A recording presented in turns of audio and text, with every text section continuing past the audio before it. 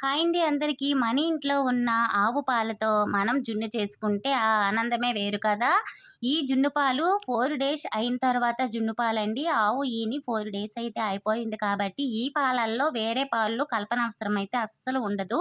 ఈ జున్ను పాలతోనే మనం జున్ను చేసేద్దాము. దీనిలో 1 లీటర్ పాలను తీసుకున్నాను కాబట్టి దీనిలో అర కేజీ బెల్లం వరకు వేసుకొని, కొంచెం ఇలాచీ పౌడరు, అలాగే మిరియాల పౌడర్ వేసుకొని బెల్లాన్ని బాగా కరిగించేయండి. దీనిలో వేసుకుంటే ఒక 3 టీ స్పూన్ల వరకు పంచదారను కూడా వేసుకోండి మీకు నచ్చితే. మేమైతే మా ఇంట్లో ఇలా బెల్లంతోనే చేసుకుంటామండి.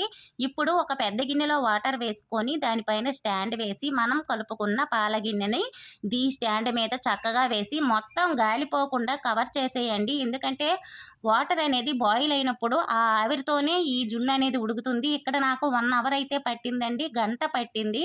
ఒక గంటలోని మనకి జున్ను అయితే రెడీ అయిపోతుంది. ఆవిరైతే బయటికి రాకూడదు. ఇప్పుడు జున్ను ఉడికిందా లేదని ఇలా ఒకసారి టెస్ట్ చేసుకోవాలి.